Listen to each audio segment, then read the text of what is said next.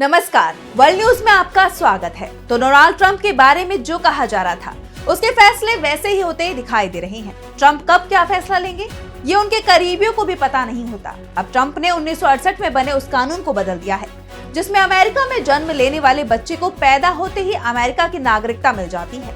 अब प्रवासियों के अमेरिका में पैदा होने वाले बच्चों को अमेरिका की नागरिकता हासिल करने के लिए वो ही सभी प्रक्रियाएं अपनानी पड़ेंगी जो दूसरे प्रवासियों को अपनानी पड़ती हैं। अब सवाल ये उठ रहे हैं कि अमेरिका में पैदा होने वाला बच्चा किस देश का नागरिक होगा। ट्रंप के फैसले पर सवाल खड़े हो रहे हैं। इस पर हम करेंगे विस्तार से चर्चा, लेकिन आइए जरा उन खबरों को भी देख लें जिन पर आगे होगी बात। ट्रंप के बयान से अमेरिका और रूस के बीच बढ़ा तनाव। इजरायली सेना चीफ का इस्तीफा, नेतन्याहू पर बढ़ा संकट। हिंदुस्तान को धमकी दे रही है बांग्लादेश की सरकार। चलते चलते में देखेंगे पाकिस्तान में पतंग पर प्रतिबंध को।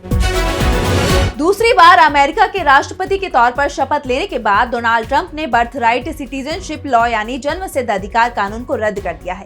इसका असर अमेरिका में मौजूद लाखों बच्चों की नागरिकता पर पड़ेगा, जिनका जन्म भले ही अमेरिका में हुआ है, लेकिन उनके माता पिता वर्क वीजा पर वहाँ हैं। अमेरिकी संविधान में हुए 14वें संशोधन के मुताबिक जन्म के आधार पर नागरिकता देने का प्रावधान है। यानी देखा जाए तो अमेरिका में जन्म लेने वाला हर बच्चा अपने आप ही अमेरिका का नागरिक बन जाता है, भले ही उसके माता पिता की नागरिकता कुछ भी रही हो। अब माना जा रहा है कि इसका असर भारतीयों पर भी पड़ सकता है। अमेरिका में सबको बराबरी का अधिकार देने के मकसद से ये संविधान संशोधन 1868 में लागू हुआ था। काफी समय से राजनीतिक दल अवैध प्रवासियों और घुसपैठ का मुद्दा लगातार उठा रहे थे। खास तौर पर ट्रंप इसके सख्त खिलाफ थे। नए आदेश के मुताबिक अगर जन्म के साथ किसी बच्चे को अमेरिका की नागरिकता चाहिए तो उसके माता या पिता में से एक का अमेरिकी नागरिक होना अनिवार्य होगा। साथ ही दोनों पेरेंट्स में से किसी एक के पास ग्रीन कार्ड होना चाहिए या किसी एक का अमेरिकी सेना में होना जरूरी है। ट्रंप का कहना है कि यह आदेश बर्थ टूरिज्म और अवैध प्रवासियों को रोकने की दिशा में बहुत बड़ा कदम है। नागरिकता हासिल करने के मकसद से प्रवासी अमेरिका जाकर अपने बच्चों को जन्म देते हैं, जिससे बच्चे को खुद ही वहां की नागरिकता मिल जाती है। आदेश में कहा गया है कि अमेरिका में जन्मे उन्हीं बच्चों को अमेरिका की नागरिकता दी जाएगी जिनके माता पिता से कोई एक अमेरिकी नागरिक हो या उनमें से किसी के पास ग्रीन कार्ड। 2023 में 59,000 भारतीयों को अमेरिका की नागरिकता हासिल हुई है। बीते वर्षों में यहाँ रहने वाले 48 लाख से ज्यादा भारतीय अमेरिकी समुदाय के कई बच्चों को जन्म के आधार पर नागरिकता मिली है, लेकिन अब ट्रंप के आदेश के बाद ऐसा नहीं हो पाएगा। अब ऐसे बच्चों को अमेरिका की नागरिकता नहीं मिल पाएगी जो अमेरिका की जनसंख्या में अब तक ग्रीन कार्ड या फिर H-1B वीजा के इंतजार में रह रहे भारतीयों के बच्चों को मिल जाती थी, क्योंकि उनका जन्म अमेरिका में हुआ था। लेकिन इस कानून को खत्म करने को लेकर ट्रंप ने कार्यकारी आदेश पर हस्ताक्षर किए हैं, लेकिन इसकी वैधता सवालों के घेरे में है। 14वां संशोधन अमेरिकी संविधान का हिस्सा है और इसके प्रावधानों को बदलने के लिए आमतौर पर एक संवैधानिक संशोधन की आवश्यकता होती है, एक ऐसी प्रक्रिया जो लंबी और कठिन होती है। आज तक किसी भी राष्ट्रपति ने कार्यकारी आदेश का उपयोग करके एक तरफा रूप से जन्म सिद्ध नागरिकता को समाप्त नहीं किया है। कानूनी विशेषज्ञ पहले से ही संघीय न्यायालयों में आदेश के लिए महत्वपूर्ण चुनौतियों की भविष्यवाणी कर रहे हैं। यूएस सुप्रीम कोर्ट ने जन्म सिद्ध नागरिकता को बरकरार रखा है, जिसमें यूनाइटेड स्टेट्स बनाम वोंग किम आर्क यानी कि 1898 का ऐतिहासिक मामला भी शामिल है। इस मामले में न्यायालय ने फैसला सुनाया था कि गैर नागरिक माता पिता से यूएस में पैदा हुआ बच्चा अभी भी यूएस का नागरिक है। ट्रंप के कार्यकारी आदेश के खिलाफ तर्क ये है कि ये संशोधन प्रक्रिया का पालन किए बिना संवैधानिक गारंटी को रद्द नहीं कर सकता है, जिसके लिए कांग्रेस में बहुमत और राज्यों में 2/3 वोट की आवश्यकता होगी। फिर भी इस आदेश से कानूनी लड़ाई भड़कने की संभावना है, जो सालों तक चल सकती है, जिससे प्रभावित लाखों लोगों के लिए अनिश्चितता पैदा हो सकती है। अब बात करेंगे अमेरिका और रूस के बीच बढ़ती तल्खी की। करीब 3 साल से ये लड़ाई चल रही है। अमेरिका इस लड़ाई में यूक्रेन की मदद कर रहा है और अब अमेरिका के राष्ट्रपति डोनाल्ड ट्रंप का एक बयान सामने आया है। ट्रंप ने रूसी राष्ट्रपति व्लादिमीर पुतिन को चेतावनी दी है। उन्होंने कहा कि अगर पुतिन जंग पर बातचीत के लिए तैयार नहीं होते हैं तो अमेरिका रूस पर प्रतिबंध लगाएगा। मीडिया से बात करते हुए ट्रंप ने इस जंग के लिए सीधे सीधे जो बाइडेन को ही जिम्मेदार बता दिया। ट्रंप ने कहा कि यूक्रेन में जंग कभी शुरू ही नहीं होनी चाहिए थी। यहाँ भयंकर स्थिति है, लाखों लोगों की जान जा रही है। अगर अमेरिका में एक सक्षम राष्ट्रपति होता तो ये जंग कभी नहीं होती। अगर मैं राष्ट्रपति होता तो ऐसा नहीं होता।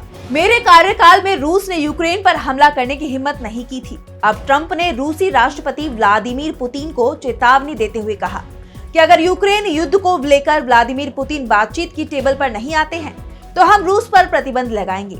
इसके साथ ही ट्रंप ने यह भी कहा कि वो रूसी राष्ट्रपति पुतिन से किसी भी समय मिलने के लिए तैयार हैं।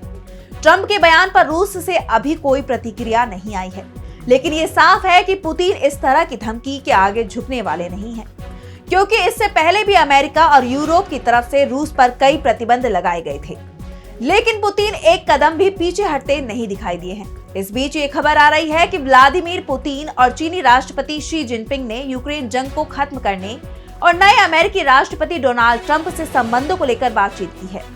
जिनपिंग और पुतिन ने वीडियो कॉल के जरिए 1 घंटे 35 मिनट तक बातचीत की। दोनों ने रूस और चीन के बीच रणनीतिक साझेदारी को और गहरा करने का प्रस्ताव भी रखा। क्रेमलिन के विदेश नीति सलाहकार यूरी उशाकोव ने बताया कि रूस अमेरिका के साथ सम्मानजनक रिश्ते रखना चाहता है। साफ है, ट्रंप को लेकर रूस के तेवरों में किसी तरह का बदलाव नहीं दिखाई दे रहा है। अब बात इजराइल के पीएम की बढ़ती मुश्किलों की। इजराइल के प्रधानमंत्री बेंजामिन नेतन्याहू पर इस्तीफे का दबाव बढ़ गया है। हमास के साथ युद्ध विराम समझौते का घर में ही जबरदस्त विरोध हो रहा है। हमास युद्ध विराम समझौते को अपनी जीत बता रहा है, तो इजराइल में इसे हार की तरह देखा जा रहा है। इसकी वजह यह है कि इजराइल ने बार बार हमास को पूरी तरह खत्म करने की कसम खाई थी, लेकिन गजा की जमीन पर हमास अभी भी मजबूत दिखाई दे रहा है। इजराइल अपने युद्ध के लक्ष्यों को हासिल करने में नाकाम रहा है। कई इजरायली नेता भी इस समझौते को अपनी हार मान रहे हैं। और अब इजराइल के आर्मी चीफ हर्जी हवेली ने 7 अक्टूबर 2023 को हमास के हमले की जिम्मेदारी ले ली है। उन्होंने कहा कि उनकी विफलताओं का नतीजा था, जिस कारण से इजराइल पर हमला हुआ और लोग बंधक बना लिए गए थे। भारी सुरक्षा चूक की जिम्मेदारी लेते हुए हवेली ने 6 मार्च को इस्तीफा देने की बात कही है। इजराइल में लंबे वक्त से उनके इस्तीफे की उम्मीद की जा रही थी। अपने इस्तीफे का ऐलान करते हुए हवेली ने कहा कि वो 7 अक्टूबर के अटैक मामले में इजराइल रक्षा बलों की जांच पूरी करेंगे और सुरक्षा चुनौतियों के लिए आईडीएफ की तैयारी को मजबूत करेंगे। अभी स्पष्ट नहीं कि हवेली के इस्तीफे के बाद इजराइल का अगला आर्मी चीफ कौन होगा, लेकिन उन्होंने कहा है कि वो पहले से नामित उत्तराधिकारी को आर्मी चीफ का पद सौंप देंगे। आर्मी चीफ के साथ आईडीएफ साउदर्न कमांड के हेड मेजर जनरल यारोन फिंकेलमैन ने भी अपने इस्तीफे का ऐलान किया है। यानी एक ही दिन में सेना के 2 बड़े अधिकारियों का इस्तीफा नेतन्याहू सरकार का संकट बढ़ाता दिखाई दे रहा है, जो 1.5 साल बाद भी बंधकों को आजादी नहीं दिला पाए। दरअसल जिस तरह से आर्मी चीफ ने पूरे मामले की जांच की मांग की है, उससे नेतन्याहू चिंता में दिखाई दे रहे हैं। इजराइल में 7 अक्टूबर 2023 के हमले को लेकर जांच की मांग की जा रही है, जिसमें 1200 नागरिकों की जान गई थी। करीब 250 लोग बंधक बना लिए गए थे। प्रधानमंत्री बेंजामिन नेतन्याहू भी पहले इसकी जांच के पक्ष में थे और अपने बयानों में कहते रहे थे कि इसकी जांच होगी। हालांकि अब बताया जा रहा है कि वो हमास के हमले को लेकर अपनी ही सरकार की जिम्मेदारी तय करने वाली जांच शुरू करने के पक्ष में नहीं है। लेकिन आर्मी चीफ के इस्तीफे और अपनी विफलताओं को स्वीकार करने के बाद अब नेतन्याहू के इस्तीफे का दबाव भी बढ़ने लगा है। अब अगली खबर में बात करेंगे बांग्लादेश की। बांग्लादेश में हुए तख्ता पलट के बाद वहां की पूर्व प्रधानमंत्री शेख हसीना आनन फानन में भारत आ गई, जिसके बाद से बांग्लादेश और हिंदुस्तान के बीच रिश्ते खराब होते जा रहे हैं। वहां की अंतरिम सरकार भारत सरकार से शेख हसीना के प्रत्यर्पण की मांग करती रही है और अब बांग्लादेश की यूनुस सरकार ने शेख हसीना को वापस लाने को लेकर भारत को धमकी दी है। बांग्लादेश ने कहा है कि शेख हसीना को वापस लाने के लिए अंतर्राष्ट्रीय हस्तक्षेप का इस्तेमाल कर सकता है।